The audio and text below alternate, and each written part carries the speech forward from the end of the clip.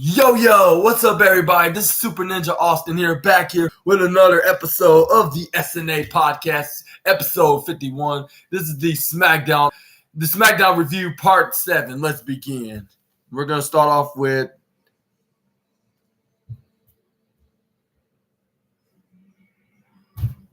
the bloodline, the three-fourths of the bloodline being in the ring with Paul Heyman cutting a promo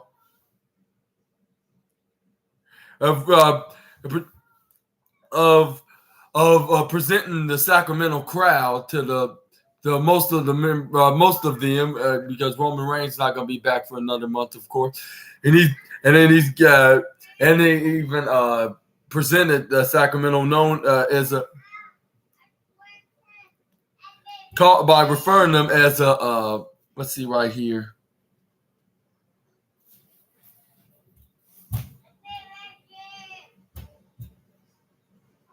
Talking about this is the broadcast right here, all around the world, but it happens to be hosted. SmackDown to be hosted by this. Be hosted in a hell home city of Sacramento, California, which the fans started booing heavily loud to the wise men of the tribal chief. This is where Heyman's like, we our tribal chief. And we the ones, well, he didn't say that, but he was referring to that by putting the fingers up along with Jimmy Uso and Solo Sikoa. And as long as each and every single one of you acknowledge the tribal chief, I was like, I would say not exactly entirely, but I do acknowledge he's one of the greats in the history of professional wrestling. It's a shame that he has to be a part-timer and being the longest reigning undisputed Universal Champion. If he's gonna be champion, he needs to be showing up just a bit more often. But anyway, here's where Paul Heyman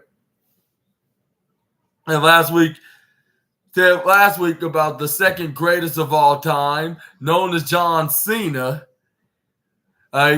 He's at the second greatest of all time. John Cena was at last week's SmackDown, and he took a beating at the hands of the Bloodline. And John Cena hasn't taken at least almost a decade to wick. And he's like, and ladies and gentlemen, I call your attention to the Bloodline's version of the Sapruta field. I was like, whatever that means, because he started pointing the recaps about them taking out not only AJ Styles backstage, but also John Cena in the ring.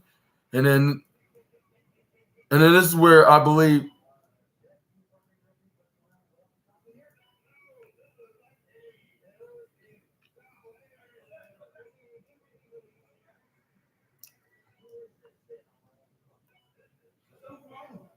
let's see right here. And then this is where Jimmy Uso got on the microphone. Let's see right here.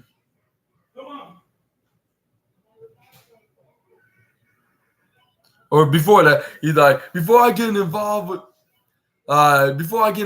with John Cena's business, or he does not want to get in John Cena's business, but a little birdie told him that John Cena has having some transportation issues this evening, and it's likely that he's not going to show up.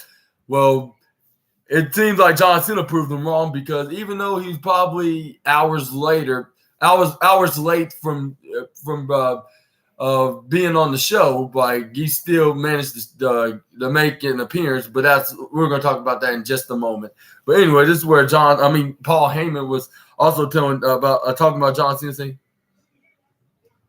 And then, as you can see this evening, that you can't see John Cena here tonight. And that's when the fans started booing, boo. I was like, really, Paul Heyman?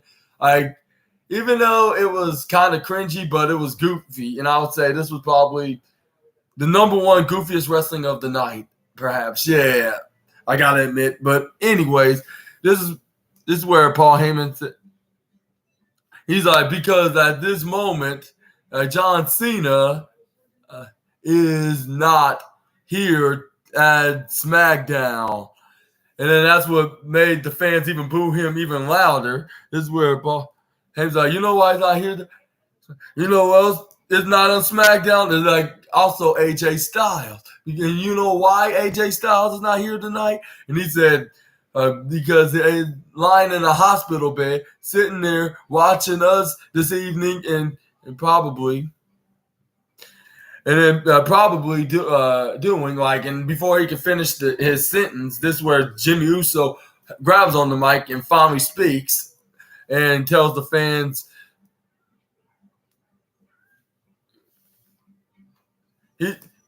saying presenting Sacramento, California, that the bloodline is in their city. I was like, really? Like, why did you do this before Paul Heyman started cutting this promo about John Cena and AJ Styles and making fun of and insulting the Sacramento crowd? But I was like, no matter. Like, I guess better late than never, I suppose. This is where Jimmy Uso was like,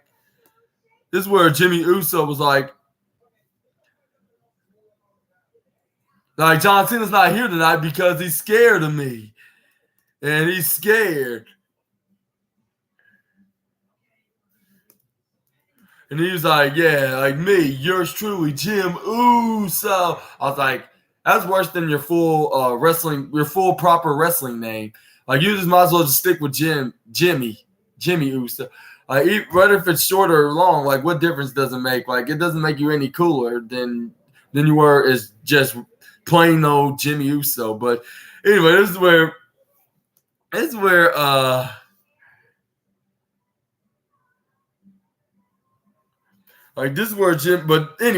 Jimmy Uso was like,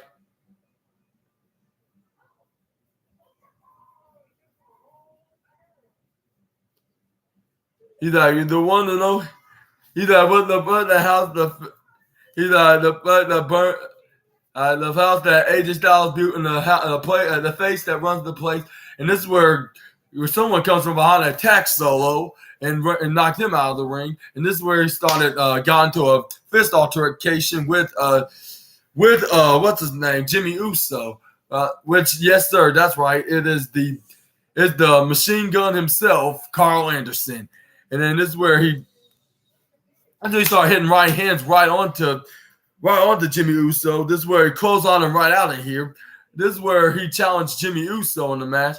But either Jimmy Uso or Solo Sikoa, this is where Solo was getting ready to get into the ring. This is where Jimmy Uso's like, no, I got it all covered. And this is where we have the match for the. And this is when Carl Anderson was like, this is for what you did to my boy AJ Styles. Like, one of y'all or both of y'all, get y'all's asses back in the ring. And this is when Jimmy Uso did so. This is where we have this match, which was a normal one-on-one match. But it really wasn't that much of a match. Like, Jimmy Uso, after they got into a typical grappling, this is where Jimmy Uso hits a super kick, go for the Uso splash right onto Carl Anderson and got the 1, 2, 3. And I'm not sure what's next for with AJ Styles' teammates. Are they going to still team with? Are they still going to team with the Phenomenal One, or they're going to turn on him and they're going to be a split up very soon? Y'all let me know down in the comments below, because there's been rumors about them getting into disagreements and arguing. This is going to lead up into a split and a breakup from the OC faction. And they were not trying to interfere in the Bloodline's business, but it seems like they want to now because they did something that crossed the line onto his OC brother, and they want to take some revenge out, which he shouldn't have done that all alone. If he wanted to take some revenge, perhaps he should have waited until John Cena called him out first. But we're gonna get to that all that later. But anyways, and then also reason why we haven't seen Luke Gallows tonight, because he's still suffering an injury, I believe. I forget what specific injury was it. I need to re-look it up on on the wrestling news. But yeah, that's why we haven't seen Luke Gallows as of late. Like ever since that, when I believe last week, yeah, because he sustained an injury recently. But yeah, what y'all thought about this match being the opener? Y'all let me know down in the comments below. We're gonna end. And then also in the post match, did a post match double team beatdown onto the former Raw tag team and IWGP tag team and Impact tag team champion. And then it ended with Solo Sikoa hitting the Samoan spike right onto him. And then they left the arena for now until later on into the show. Make sure y'all stay tuned and watch until the very end to hear the recap of what's going to happen next, by the way. But anyway, and then also, when Mia Yim came out, she confronted the Usos and then checked on her OC stablemate. This is where Jimmy Uso sarcastically and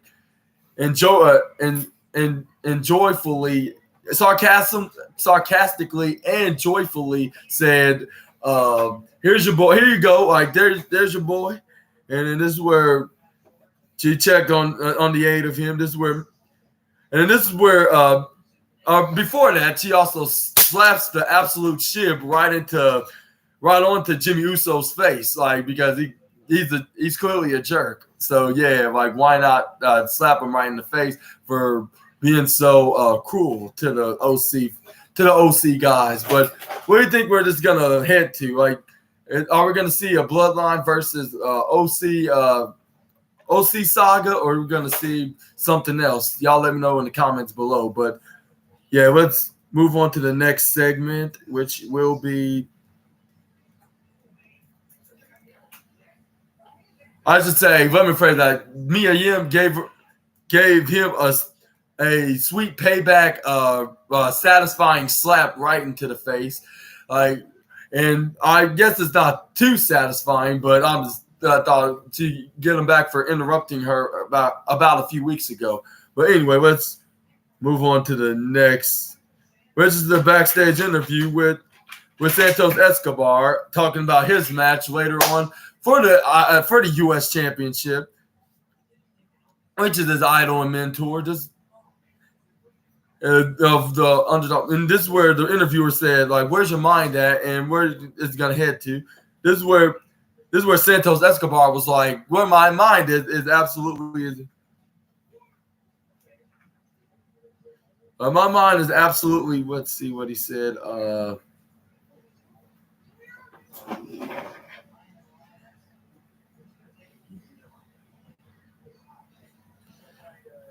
Oh yeah, the mom's very, very focused. And then he said my stomach still butterflies because this is his dream opponent that he always wanted to wrestle at a young age. Like when he was a big wrestling fan back in his time as a kid. And he said because this is because this passion of fighting in this match is in my heart, and also this is my dream that I face Rey Mysterio for a championship on the line. And even though I've been dreaming about this moment, I've been working my entire life for this opportunity. And now the whole world are watching across the country for the opportunity of achieving this dream to come true in reality. And then this was said to the Escobar, I'll never give up in my dream. And now if I'm gonna get my dreams, and I'm gonna give him a fight of his life. And then this is where he looked directly on the camera. He said, "May the best man win," which we saw the best man, but too bad there was not much heartwarming moments after the match. And I know I don't mean that Santos Escobar is gonna turn heel on Mysterio. That's yet to happen. But yeah, if you want to know, just make sure y'all watch until the very end of figuring out all these clues and riddles I'm giving to. Because up next we got a Grayson Waller effect segment with Aussie icon interviewing the almighty Bobby Lashley. And then this is where Bobby Lashley.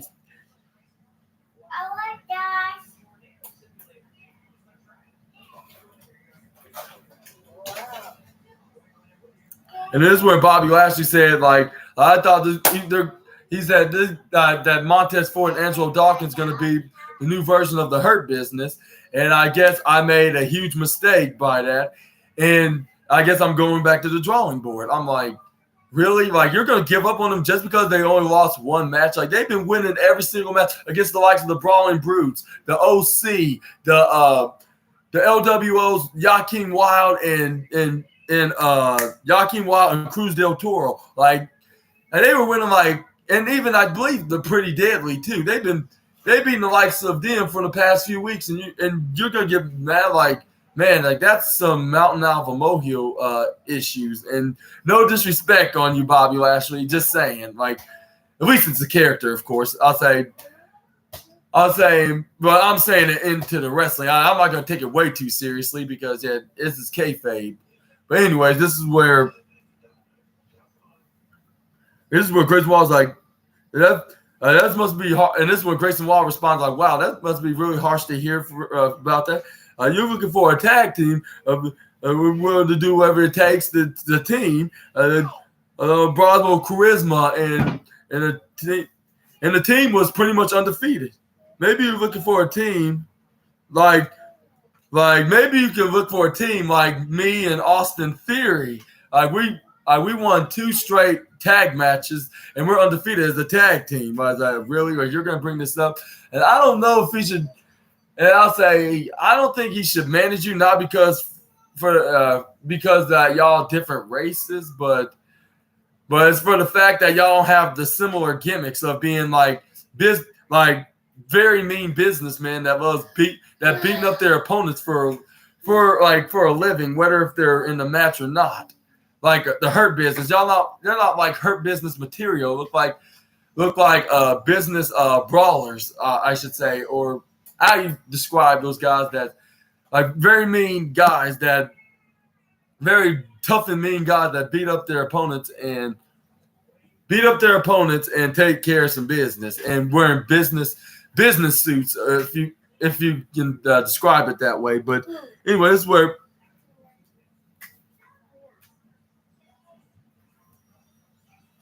And this is where he started continuing how Bobby Lashley can manage him and Austin Theory. But before they have a chance before he can explain anything else, this is where the Street Profits come out with their theme music coming on. This is where they start going straight to Bobby Lashley. They were like, what the hell's going on here? Like, why do you think what's going on? Like you're just gonna give up on us real quick? Like, and I know we messed up. And this is where Bobby Lashley was like, I don't want to hear none of your reasons or excuses. Like, if you want my attention, you're gonna have to show me. And this is where he walks out of there. This is where both the Street Profits and Montez Ford was like.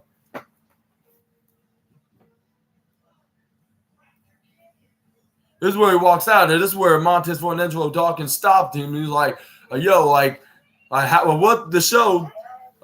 can we show that'll convince you that we are the people that you're looking for?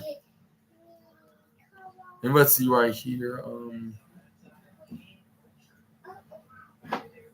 And then he was like, just prove it somehow. Like, show that you're worth my time. And then he's like, but until then, like, I'm gonna be walking alone. This is where Austin Theory came out for his match, because up next he's gonna be taking on Cameron Grimes, a guy we haven't seen since that Fatal 4-Way tournament match between him, LA Knight, and Sheamus and Rey Mysterio, which we're gonna talk about that right now.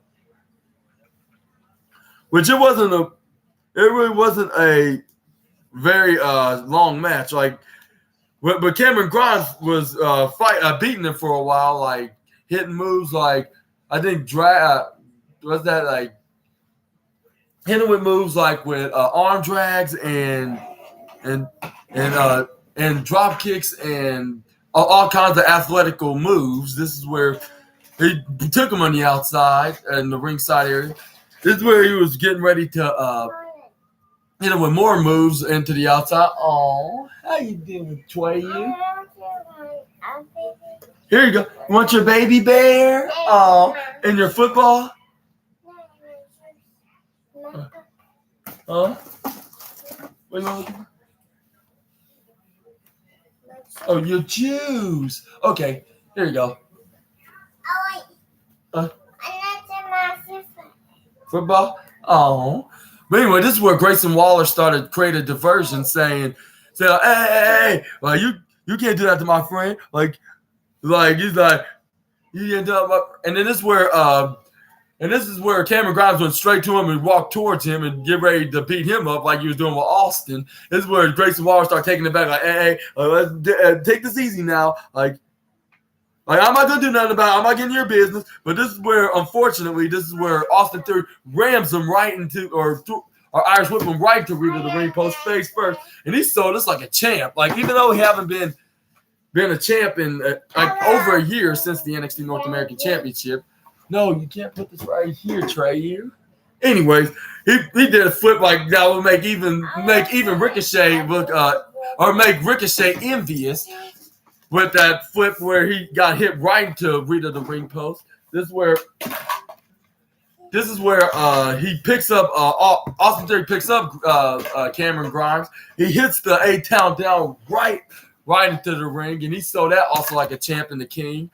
And then Austin Theory got the 1, 2, 3. And I was like, I hope this is gonna be like a one-off loss, like in this manner at least. And then they actually have future plans for the former $1 million and NXT North American champion, because he's a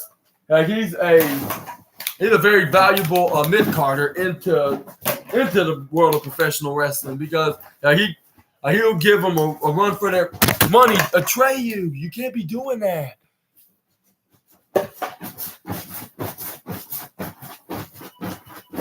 Stay right there. Don't do nothing else.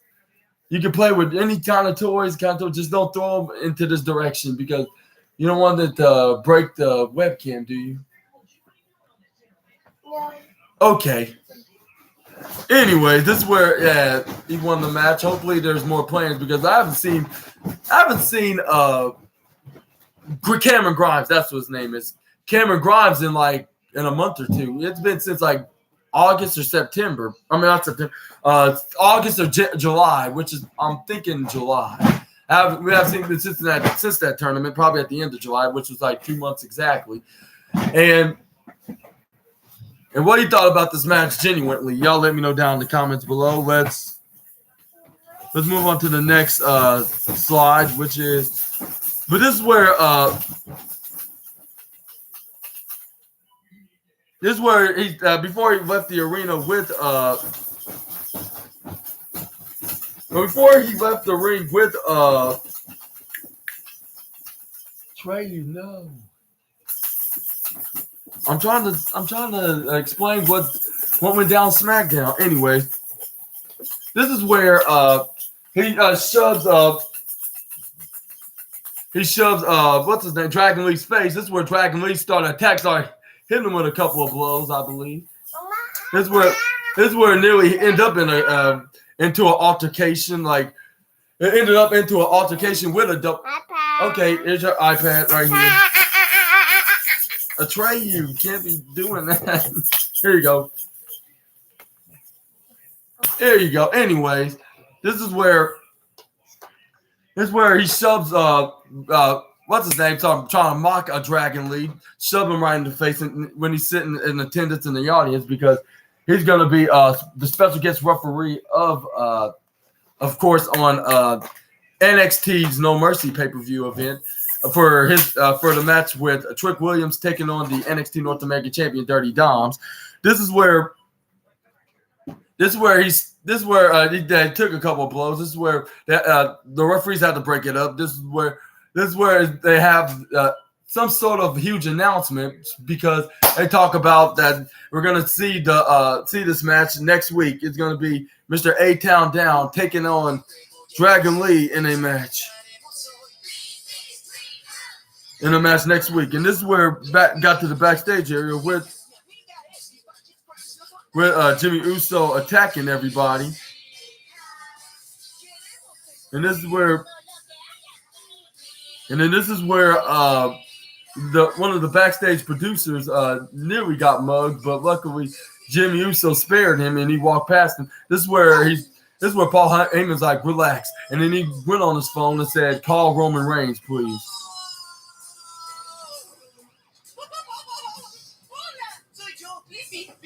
But that was earlier. Let's see right here.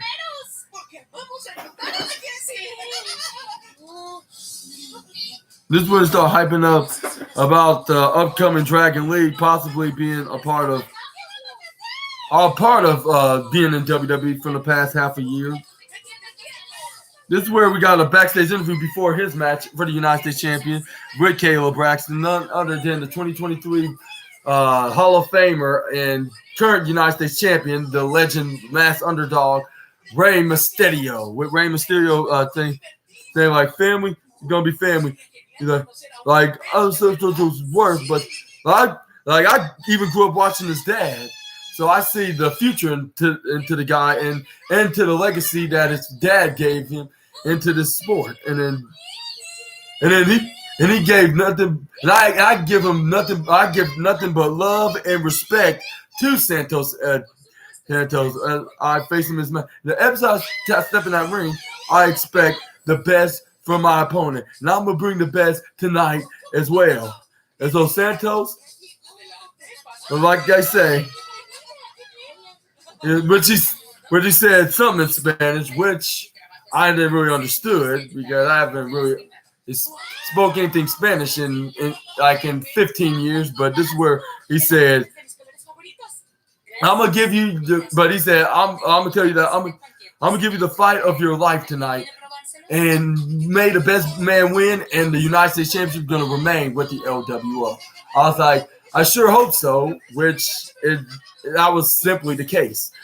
But we're going to talk about that right now, which it was Santos Escobar taking on the Rey Mysterio for the United States Championship, with Zelina Vega being in ringside watching her two fellow LWO tag allies, her LWO team allied teams or team allies going face to face in this dream match that fans possibly some fans would want to see this, like the Santos fans, Mysterio fans, like us, like the Mysterio and Santos fans. This is the dream match. Like this is somewhat of a passing of the torch moment, and we're gonna start off with. And then Zelina Vega had a separate entrance, a separate entrance between Rey Mysterio and Santos Escobar. By the way, and this is where we start off the match. We got Santos Escobar hitting back moves like with a hammerlock and abdominal stretch. This is where Rey Mysterio tried to run up and try to snap mirror and try to get him in a headlock, but Santos Escobar still had his one hand on his back into a hammerlock position. This is where he keeps him on there to keep him on the ground. This is where Rey Mysterio grabs him on this good hand or arm, I should say, and try to go for a sliced bread DDT majig, but Santos Escobar was not having it. He flips him over right into a flying cutter maneuver, flying snap mirror maneuver. This is where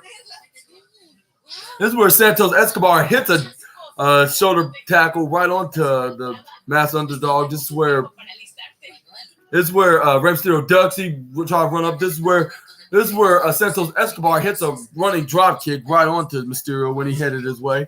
This is where he tried to go for a pin, but he only got a 1 and a 2 and a 2.4 count. This is where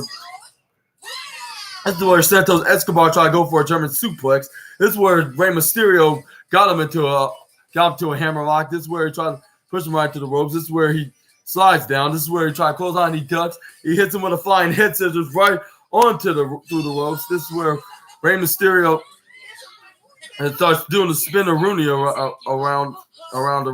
This is where he hits a double. This is where he hits an in-ring rope, springboard pin drop body, crossbody right off the top rope. And it is where everybody's cheering for Ray. And I'll say this is probably the biggest and the latest ovation that he possibly could ever have is a legendary champion. Oh, I see. Yeah, fighter, yeah.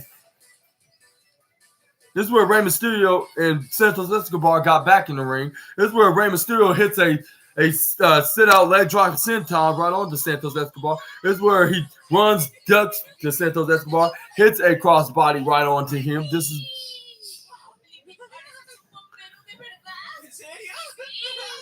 was probably botched because I think he was trying to go for some kind of flying head scissors move, but I think they improvised it with a crossbody just to make it still show some professionalism during the match. And then this is where both men were on the ground. This is where they show a clip of Jimmy Uso and his younger brother Solo Sikoa started breaking havoc backstage because they knocked over a guy in his wheelchair. I was like, really? A guy in his wheelchair in the middle of the hallway in the backstage area. I was like, really? Like, why are you showing everybody it's okay to not, even though he's a heel, but do you really had to knock over that guy in the wheelchair? You can attack anybody, which he continues to do, but we're gonna get to that later. But you can attack anybody in the roster that's sitting in catering on SmackDown. But do you really have to humiliate that poor helpless handicapped guy that's already having enough problems with his life? Like, do you really have to do that? But enough about that. Back to the video. But he's gonna get his comeuppance. Just wait until at the end of this video to watch it till the very end. This is where Rey Mysterio hits a roundhouse kick right to the head of Santos Escobar. This is where it trips him over right into the ropes. This is where he was about to get ready to hit the 619, where Santos Escobar intercept into a super kick right out of nowhere. This had him driving and flying right through the outside on the other side of the ring side. And this is where Santos Escobar did the LWO hand movement, and then he hits a most massively amazing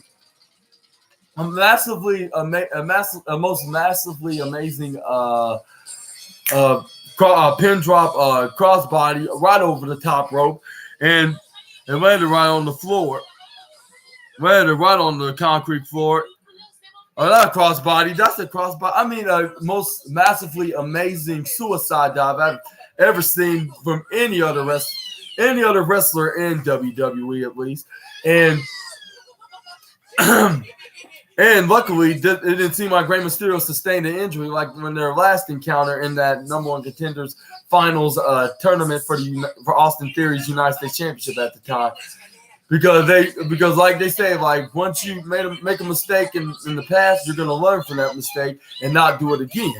Which that's what Santos Escobar did on tonight's SmackDown, and showing that he's a professional and he's not trying to be unprofessional and go off script and try to injure and harm the masked luchador underdog superstar. And it is where Santos Escobar, sorry, my bad. They had a long day, but anyway, this is where Santos, but before Santos, he hits a lion moonsault right onto the right off of barricade, right on the Rey Mysterio, right to the concrete floor. Trey, you cannot be doing that. But anyways, this is where he throws him back in the ring. This is where Santos Escobar get ready to hit his, I believe, was a signature move. as soon as he see Rey Mysterio get back up, this is where he goes for the double knees right onto Rey Mysterio in the midsection. This is where Trey, here you go. This is where Santos Escobar went right back. This is where he tried to hit another one, I believe so. This is where he successfully hits the knee. And then also, this is where Santos Escobar put him right on the top rope. This is where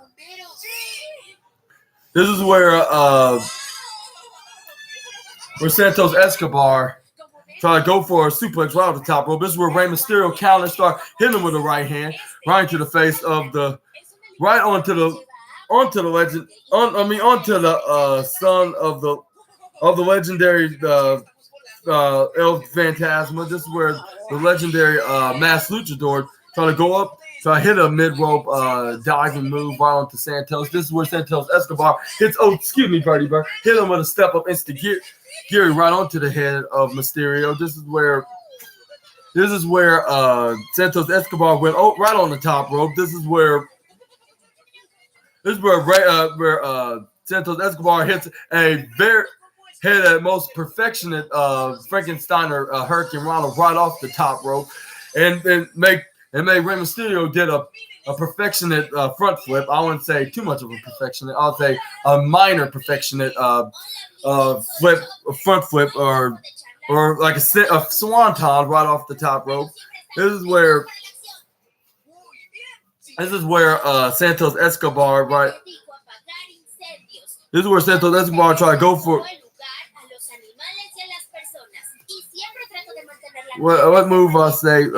Hits him with went right off the outside apron. This is where he hits him with a springboard crossbody pin drop splash right onto Mysterio, try to finish him off. But the referee went 1, the referee went 2, and then he kicks out right at 2.999. I was like, yeah, of course. I'll tell you, unless if it's the Phantom Drive or any other devastating finishing move you have that's in your arsenal, I believe nothing's not going to put him away. Nothing else is going to put him away, I should say. Oh, excuse me, Trey. Are you okay? Sorry. Just stay right here. This is in Spanish, Trey.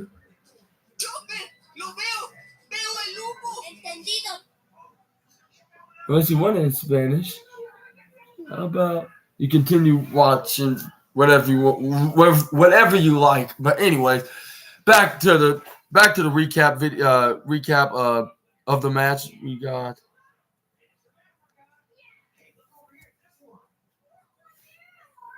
this is where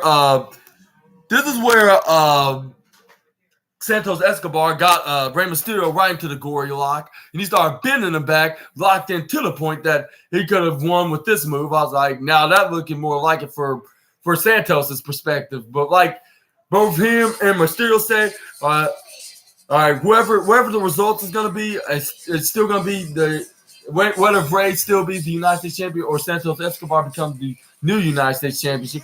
The title is going to be a guarantee. It's going to remain. It's a guarantee that's going to remain with the LWO. And I was like, I hope so, because I'm not ready to see Santos snaps and turn back into the dark side. Like he was doing very successful as a protege of Rey Mysterio into the LWO faction. But anyway, this is where, but impressively, Rey Mysterio flips out of it and hits an arm drag right onto Santos Escobar into the ring. This is where Rey Mysterio came back, and then this is where Santos Escobar tried to run up and try to hit a splashing move right onto Rey Mysterio. This is Rey Mysterio flips Santos right off the outside, right to the apron. This is where Santos Escobar hit the step-up instigiri right into Mysterio's head. This is where Santos Escobar started to went right up to the top rope. This is where he hits a diving crossbody. Want to play Mario Kart? Okay, fine. This is embarrassing me for saving this right here. But my nephew wants to play, and I'm kind of babysitting right now. And this is only going to take 1 second. I'll be right back. Right, turn this little TV on, and then put on the video game, and then be on the way.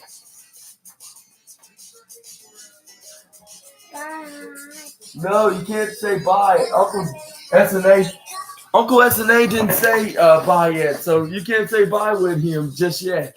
We haven't got to the main event yet. Here you go. Come on. No. Okay, play Mario. And there you go. Be careful. Okay. Anyways, this is where Santos. This is where the Rey Mysterio was getting ready to run and hit a springboard crossbody, but it looks like Santos Escobar took a page out of Samoa Joe's book. He knows so that whatsoever, and he allowed Rey Mysterio to go right off the canvas. I was like, maybe it would be unprofessional if this was at ringside, but I can't judge the guy. I'm a big Santos Escobar fan, along with being Rey Mysterio fan. Like, so but yeah, I'll say, but at the same time, I'll say he's being a professional by making sure that even Rey Mysterio doesn't get hurt. And that one of his biggest idols in professional wrestling. But anyway, this is where Santos Escobar goes right off.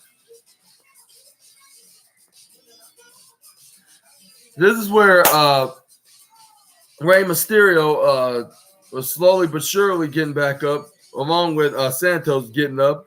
This is where Santos goes for. This is where Rey Mysterio tries to run up right onto Santos. This is where he hits him with a flipping backbreaker movement jig. This is where he thought.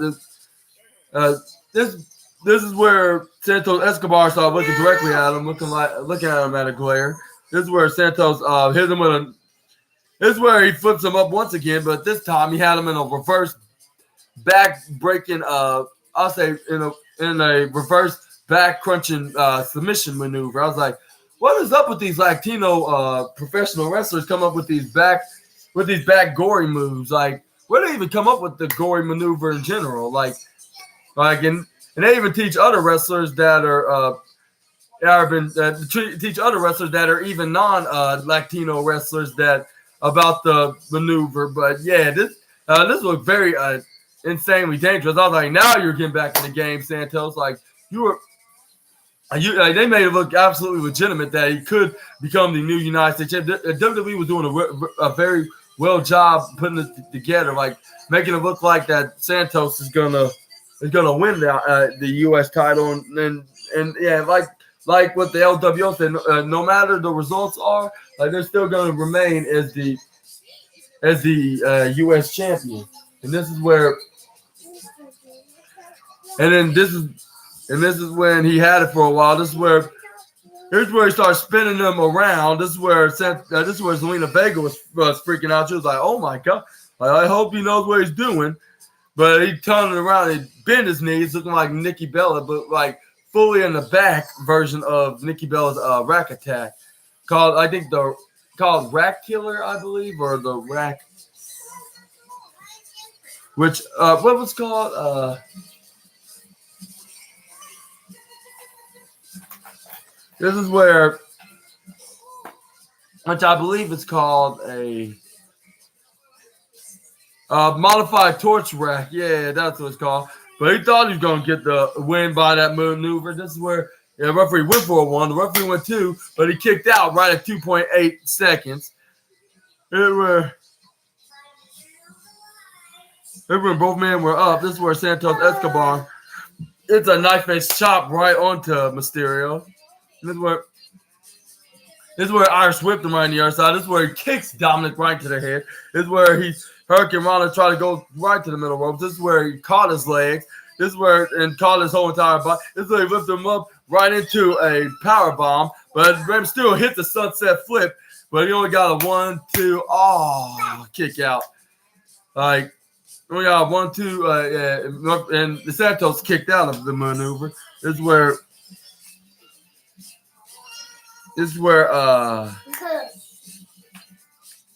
let's see what happened. Yes! You did it? Yeah? High five. Okay, Big Five. This is where they were fighting between the apron side of the ring. That's what happened. This is where. Yeah, this is where. Okay, that's enough, Trey. This is where Santos Escobar go for a Phantom Driver right onto the top rope. This is where Rey Mysterio. This is where Rey Mysterio tried to go up, countered him and go right on top of his protege. This is where he hit the top rope flying head scissors. That was very insanely brutal. Like it would have helped him got the victory if he instantly got the pinfall.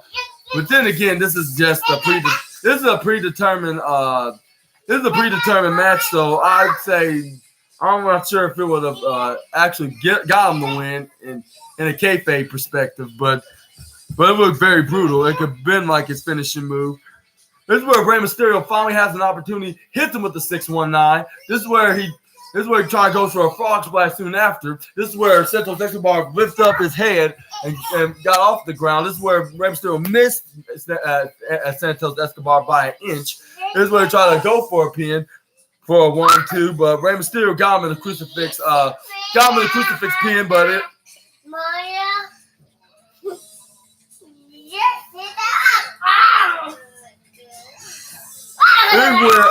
This is where he kicks out. He flips him over into a crucifix roll up. This is where he got him with a 2.99999. This is where Santos Escobar tried to go for a pin on his own. This is where he kicks out. This is where he kicks out right after one, which I believe so. This is where.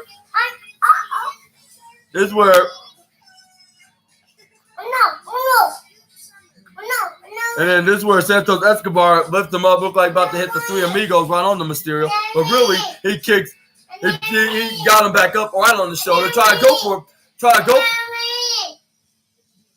go for the Phantom Driver. This is what Rey Mysterio flips out of it into the most devastating move in all of sports entertainment, the surprise roll up. This is where he got the 1-2, and this is where he got the 1-2-3. I was like, I knew it was gonna expect I kind of expected to be Rey Mysterio in a way, because I was like, I don't know if they're gonna have anything. I'm not sure if they have anything planned with Santos Escobar, unless he's gonna turn heel and they have some big mid-card plans for Santos to be the heel into him being on the blue brand. But yeah, Rey Mysterio still champion. This was really great. They gave it their all. At the end of the day, the United States champion still remains into. Wow, first place? Are you serious? Like, wow, you did an impressive job. But anyways, this is where. No, Uncle SNA is not done yet. You gotta. No, Uncle SNA. No, I'm not doing a gaming blog right now. You do. Okay, I'll pause it. I'll play it later as soon as I get done with the SNA podcast. You're kind of doing this at the most inconvenient time. No disrespect, but I'm doing a podcast. Uncle SNA doing the podcast afterwards. After he does the AEW podcast, okay? Oh, no, why don't you play or watch Kaji? Uncle SNA will play as soon as he gets done, okay?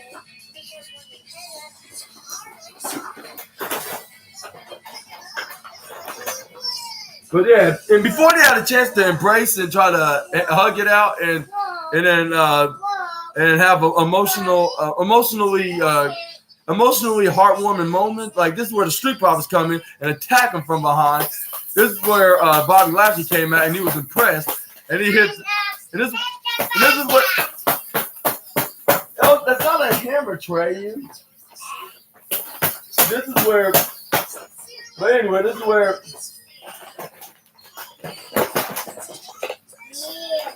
This is where Santos, not Santos. This is where attack Santos and got him out of the ring. This is where they hit the that spine buster, neck breaker, blockbuster deluxe right onto Rey Mysterio. That's like they've been doing for the past few weeks. This is where Cruz del Toro and Joaquin Wilde I come for the save, but they didn't really do anything. They got basically annihilated just like their teammates by the Almighty himself. And this is where Bobby Lashley's like, wow, I'm impressed. Like, now this is the Street Profits I've been looking for. Like, that have the mean edge. And no, I mean Adam Copeland. And yes, I mean, this is the shout out to Simon Miller and the rest of the World Culture crew. And what do you think about this angle? And finally, Bobby Lashley getting convinced that Montez Ford and Angelo Parker has what it takes to be his boys, that they're the new improved version of the Hurt Business. Y'all let me know down in the comments below. And I bet y'all agree with me. I can speak for I practically can speak for everybody that this is that they're finally gonna stay as the trio, and they're gonna remain as a faction that's gonna be the new improved version of the Hurt Business.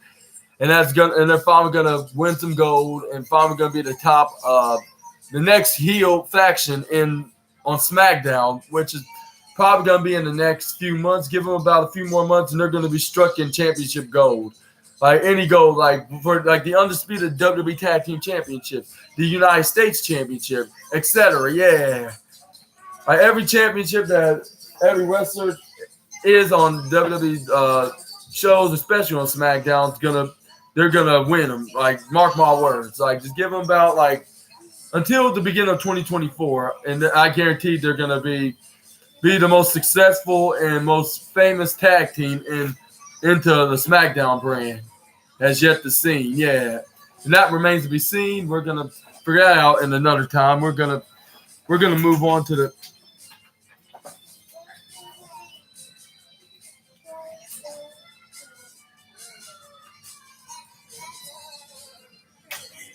This is where we got a backstage attack with Jimmy Uso brutally assaulting Ashante the Adonis. And I was like, man, I'll tell my mom like, man, mom, like too bad Top Dollar is in here, because he just unfortunately got released, or else Top Dollar would have helped his teammate help his teammate Ashante. Ashante the Adonis fight off these guys, even though he probably would have gotten manhandled by the Bloodline, like with him being a sacrificial lamb by being brutally assaulted by the Fatu brothers, I should say. Yeah, but I believe that. Even though that he would eventually got squashed by them, he still would have fought back, fought back and helped defend his tag partner Ashante the Adonis. But yeah, this is where he started stomping on him, and this is where the referees tell him to stop. And I am stopping. I was like, yo, and the referees and B-Fab tell him to stop stomping on him. And this is like, I am stopped. Like, more like, yeah, you are stomping, but you're not actually stopping. Like, you just cannot take no for any answer, huh? Like, that's, I was like, that's, like, man, like, you are absolutely remorseless than your brother Jay being remorseless about anything what Roman Reigns has to say. Which I'm not sure if that's a really great or a very terrible or cringy punchline. I thought it would be something to add onto the video, even though this video is getting a little draggy, but at least it's quicker than I usually would do it. But yeah, let's move on to the next segment, which is where they noted that John Cena has landed onto his flight, I believe, on his private jet, I believe, and this is where.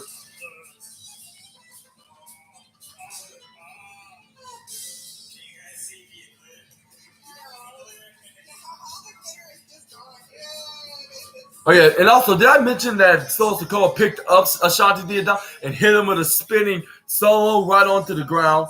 And this is where we have the This is where we have the Charlotte Flair match. This is the match against Bailey, and then this is where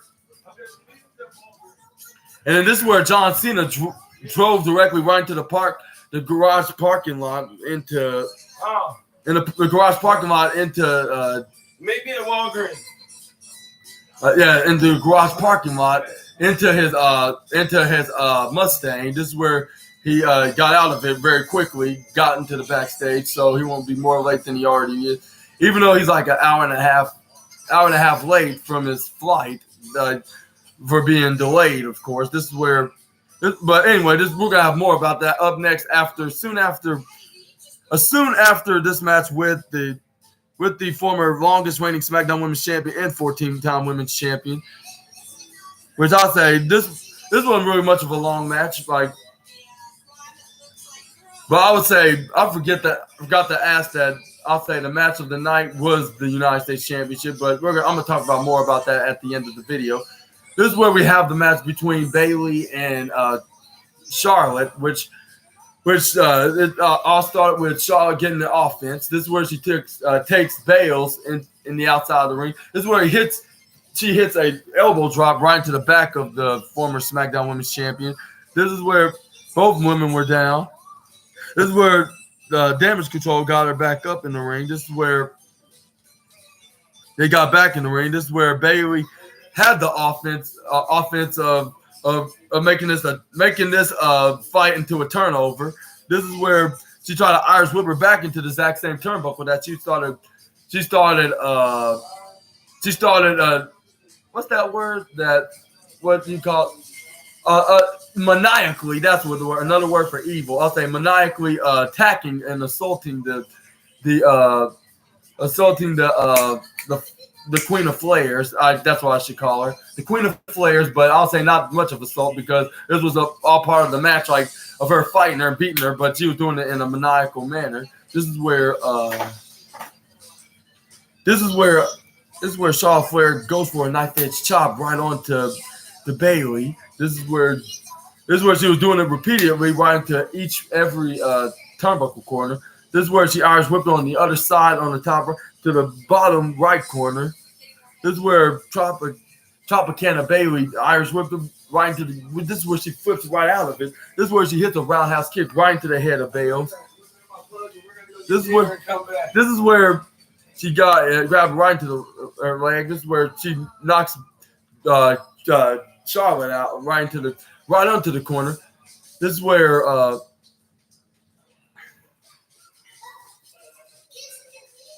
let's see right here. This is where she hit her with right hand. This is where Bayley goes right off the apron. They go right into the elbow drop, right into her back, try to get some retribution right onto the Queen of Flares. I think that's what I meant. That didn't happen with Charlotte Flair. My bad. But somehow they got back in the ring.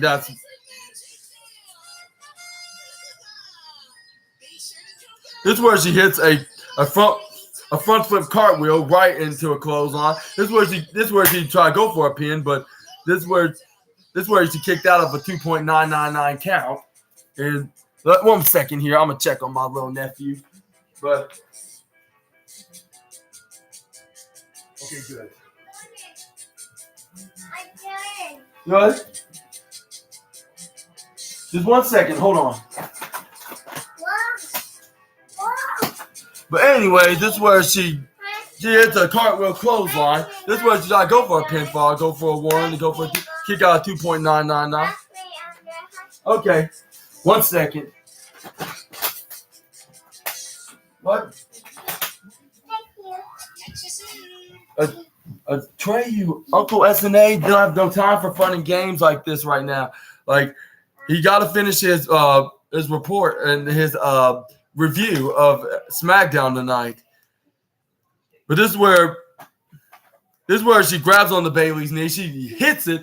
I thought she was going for a figure 8, but she hit her with her back knee and crushed it like if it was a piece of like if it was a piece of nut, like a walnut, like a piece of a walnut, like trying to crack her knee again in the process, like and which is the exact, I believe was the exact same knee that she was injured from, that took her out for a whole year from 21 to 22. But anyway, this is where Charlotte Flair hits a catapult step up enstegiri right onto Bayley. This is where Charlotte Flair got ready. She tried to go for a clothesline right on the outside. This is where Bayley hits her with a with a right foot. This is where she hits her with a big boot right to the face. This one got her 1, got her 2, but Bayley kicked out at 2.8 seconds. This is where, let's see right here.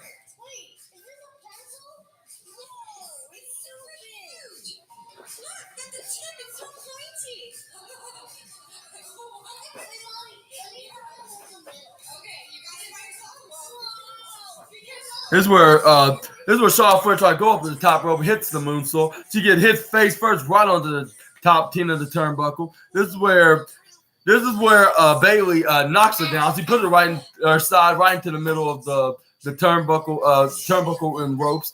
And this is where she hits her former tag partner's move, which she's now in Japan. This is where she hits the double knees right into Charlotte Flair's midsection. And I have more about her former tag partner in just a moment, about a reference after this match that the former SmackDown Women's Champion did. But anyway, this is where he hit the move. This is where she thought it's birthday. That's Dad's birthday, yeah. But this is where she hit the sunset flip bomb on. You are so sweet. This is where she hit the sunset flip powerbomb, which made Charlotte Flair go straight back forward first, right into the 10 of the turnbuckle. This is where she tried to go for a pin. She goes for a 1, she goes for a 2, but Charlotte Flair kicks out right at 2.999, like she would normally do if she's facing someone like the former hugger that's now fan hated and trash talking heel that Bales is now. This is where she, Trey, what are you doing with Uncle SNA's back? But this is where she hits a knife edge chop right onto Charlotte Flair, the Queen of Flairs. This is where Bayley try to run up and go towards Charlotte Flair. This is where Charlotte intercepts with a spear, which I believe that got her the win for a 1 and a 2 and a 3. I was like, that didn't take really long at all. And this is where fans showed on the camera, said like, yeah, like smart and sharp, like, yeah, that's all in here, like, which I agree on that, because like Charlotte Flair knows about the mind games. That's the number one thing you got to give her credit. Like, she may steal the opportunities away and being the women's champion far too long, more than a bougie woman having plenty of very expensive and name brand handbags. Like, she's been winning so many championships like that, but so many times more than a bougie fancy woman collecting all kinds of fancy handbags like Gucci and Louis Vuitton and etc. But this is where Bayley got back up on the ringside area. She's like, I'm not finished with you, Charlotte. You may have won this match, but I am going to end you once and for all.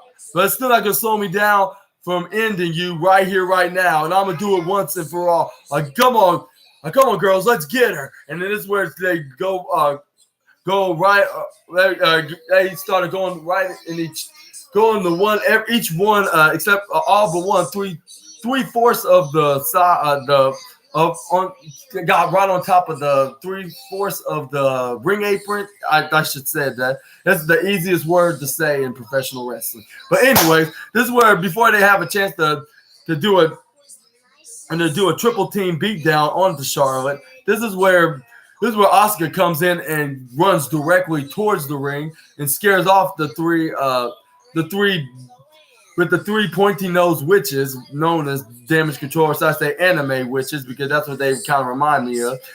This is where Tropicana Bailey comes in and cuts the promo, say, "Oh, now you, Oscar, you want to be a part of the women's championship match against Charlotte and Io? You got it. Like, Io will take care of you." I was like, "Wait, this sounds very familiar. Like, don't tell me you'll bring this gimmick back, like of putting your tag partner into picking your tag partner's matches without their consent. Like, isn't it bad enough you did this 3 years ago to your former tag partner that's wrestling in a country that's in a country where your tag partner Io and where Asuka is from?" Sorry, I dragged it out by saying that. I was trying to think of putting the words together. I should say it like this: like, didn't you already did this with a tag partner that's now currently wrestling in another wrestling company that's in another country, the same country that where Io, your partner Io, and Asuka are from? I was like, man, like, you're just really planting those seeds of some kind of a crossover to bring back your former best friend, real life best friend. Like, but like she said, like, she's no longer gonna be like Tropicana. Like, that's never gonna happen. And plus, like, quit trying to choose. And second of all, Tropicana, like, first of all, like, none of that happened. Like, she already did that, and she's not gonna come back until like another few years or a decade. I can just see it now. But anyways, this is where. But I was like, and second of all, like, Tropicana, like, you cannot pick your girl Io's matches for her. Like, you're not the champion. Like, she's the champion because she won the Money in the Bank contract and she cashed it in on Bianca. Yeah, you might have helped her out, but she could have managed to pull it off. But you couldn't even be champion because for some reason you're just having that bad luck of having like 5 to 7 years of bad luck, or even 10 years of bad luck of becoming women's champion. I bet it'll be 2030 at the rate that Bailey's going. Like it'll be 2030 before she even have a women's championship run at the path she's going, and to her character's perspective, of course. But what you thought about this about Bailey? Oh, be careful with that. But see some really cool viewers. Yeah. Whoa.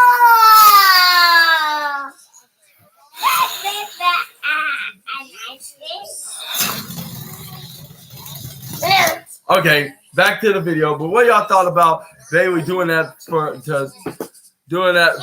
planning a match for her damage control ally? Y'all let me know down in the comments below. Okay, one more time.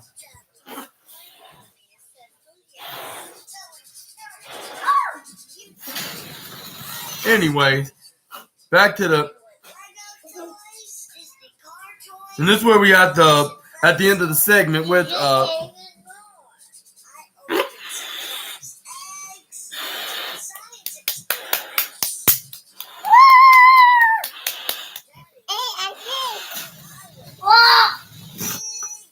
this is where he started talking about his match upcoming. No, Trey, I gotta wrap up this video. Trey, I can't do this right now. Why are you asking me at this time? Okay, it's done. Anyway.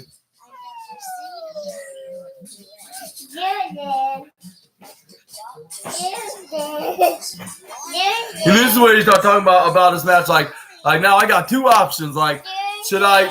Okay, one more time. I have two options. Option number one, I could just forfeit this match. I can give it up. I can give up. Trey, that's enough. Anyways, I can give up this match and then rip up this contract, and we won't have this match, and then be the total opposite of who I really am, and back down from the Usos and not the Usos, from Jimmy and Solo. Okay, I'm gonna do it as soon as I get done with this video. Anyway, or I could just step up to him like a man and be like what my catchphrase says, like, never give up. And it's not And he also said and it's more than just saying it as a catchphrase. Like it's where I got to where I'm at today. Like, and it inspired so many names that it inspired so many names that's it's in this business today. But anyway, he's like, you be okay, Trey. That's enough. Like, you're really disrupting your uncle doing this podcast. Anyways, this is where you're done. No, I'm not done. I didn't even say I only said that I'm done. This is the end of the episode. Okay. That's enough. You just interrupted me. Okay, that's enough. Okay. You gotta wait just a second. Anyway, this is where it's like he's like you'll be damn spitting if or you'll be damn right that I'll say that I'm gonna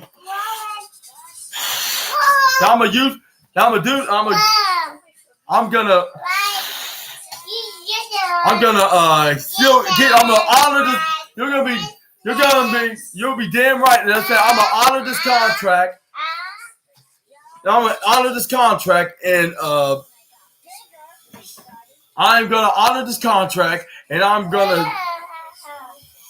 honor this contract and I'm gonna have this match against the Bloodline Minions. And if I have to do it my damn self, I will do so. And this is where I would do it all by my damn self. This is where the Usos came out. Not the Usos. I'm getting too used to these.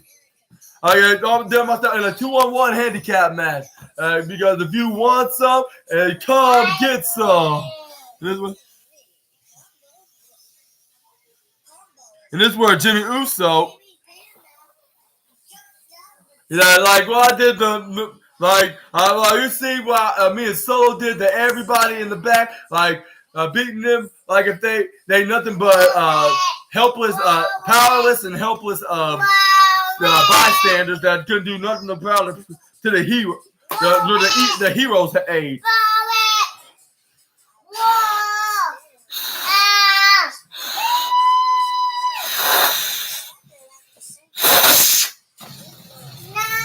This is where he got up. This is where go grab it somewhere. You can't always get what you want, like when you get. Why are you trying to do this when you? And then this is where he started mocking him even more, started laughing at him. This is where John Cena hits him with a right hand right off the apron. This is where Solo came, started looking like if he's gonna do something about it. This is where he finally comes in the ring. Soon after, where John Cena said, "Bring it on," like John Cena, like The Rock would do. This is where John Cena tips off his signature shirt and threw it right to the crowd, getting ready to fight the enforcer of the Bloodline. He tried to close on him. This is where he ducks, trying to go for the double A's. This is where Jimmy Uso goes for a double super kick. This is where it started. This is where they try to do a double 2-on-1 annihilation right onto Cena because they started repeatedly hitting the running butt hip attack right onto the face of that runs the place.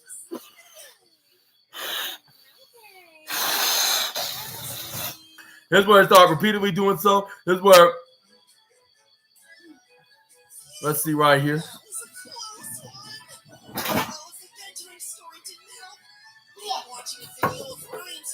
A tray, okay, I'll hold this pizza. This is where they took him on the outside. This is where they started unraveling everything off the timekeeper's area and on the announce table. This is where he tried to put John Cena, he tried to attempt to go first. This is where Soul Cole was like, no, I will do it. And this is where he allowed him to try to do so before he had a chance to try to put John Cena into AJ Styles' fate. This is where somebody comes out we haven't seen in a week or two. I'll say 2 weeks, I should say. or it wasn't. I think it was Doink the Clown. It was Doink the Clown. Yeah, it was Doink. No, I'm just kidding. It was Repo Man. No, it was AJ Styles. No, I'm just kidding. It was LA Knight, which we have seen because I've seen in 2 weeks because he tested positive for the coronavirus. This is where it's like, yeah, okay, we'll fix this up later. But anyways, this is where LA Knight finally comes out. This is where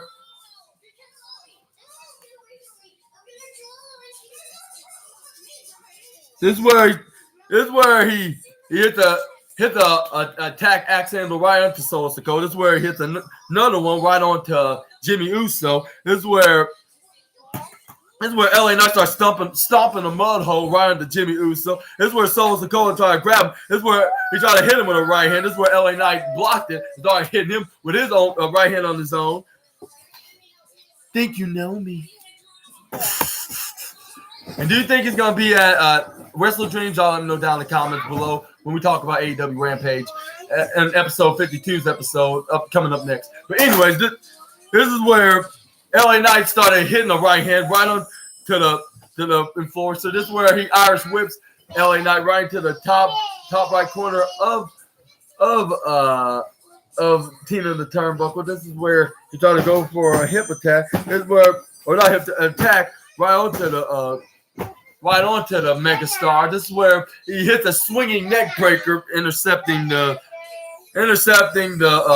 moment. This is where he hits a power slam right onto Jimmy Uso. This is where he hits the LA Knight. Yeah, flying elbow drop right onto Jimmy Uso. This is where he grabs the contract from John Cena. He signs it, and then he officially made himself known to being being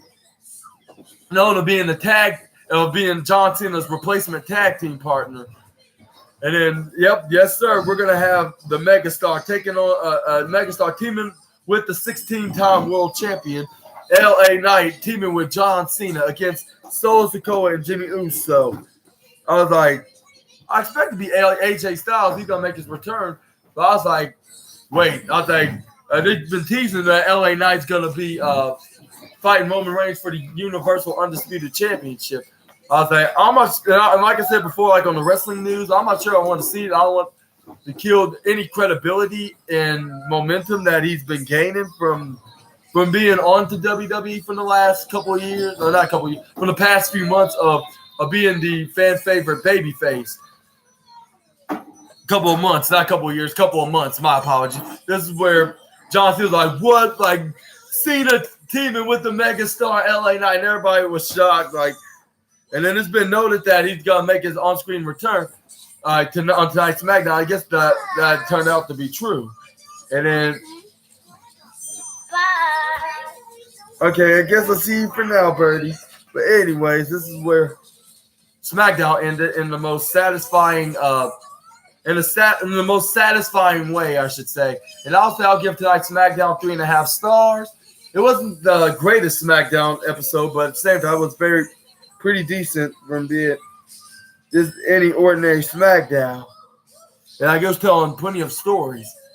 And I'll say the match of the night has to be given the United States Championship match with Rey Mysterio defending against Santos Escobar. I guess you could say it's cringeworthy. Like, they start showing some respect and honor in the way they're doing it and going on and on about that. But yeah, you gotta understand, like, this is a dream come true for the wrestler himself, for both wrestlers themselves. Like, with Rey Mysterio watching his father, El Dan Fantasma, and Santos Escobar watching Rey Mysterio. It is a dream coming to reality and achieving the goal of it. Here you go. Here you go, Trey. Are you gonna get a spoon? But anyway, yeah, that's gonna be it for SmackDown now. And what do you think about LA Knight being the tag team part? I thought it was gonna be AJ Styles gonna be recovering for SmackDown by next week, but it looks like that story's gonna be continuing about the future breakup of Carl Anderson and Luke Gallows on AJ Styles. But this could be a sign LA Knight's going to have an opportunity for the Undisputed Championship. And this is the way I see it, like how I see it. Like, well, he's going to have an opportunity with Roman Reigns between at the end of this year or the beginning of next year. And it's going to be, and then none of them's going to walk out at the Tropicana Field. Let's be Royal Rumble. Like, no one's not going to walk out being the weak man. They're still going to look strong, even for being a screwy finish for LA Knight. Like, it's going to be somebody going to interfere, and that's going to lead into a WrestleMania match. Like, by him getting a DQ loss. I got a DQ win, like, from someone interfering on him. Like, I don't know what it could be. Like, y'all let me know what y'all would think about my theory down in the comments below. I'm going to talk about more about that probably in the next upcoming couple of days at the Wrestling News video. And then, yeah, I hope y'all like this video. And if you do, give me a huge thumbs up and subscribe. Click the bell notification so you can be uploaded and so you can be notified when I upload my next video. Speaking of the next video, I'm going to be doing my episode 52 of the SNA podcast, which will be part 7 of the AEW Rampage review. And make sure y'all check that out up next. And I've been your host, Super Ninja Austin. This was the 51st episode of the SNA podcast. And I'll see you on the next one. Up next in 5 seconds from now. Super Ninja Austin, the assassin, out.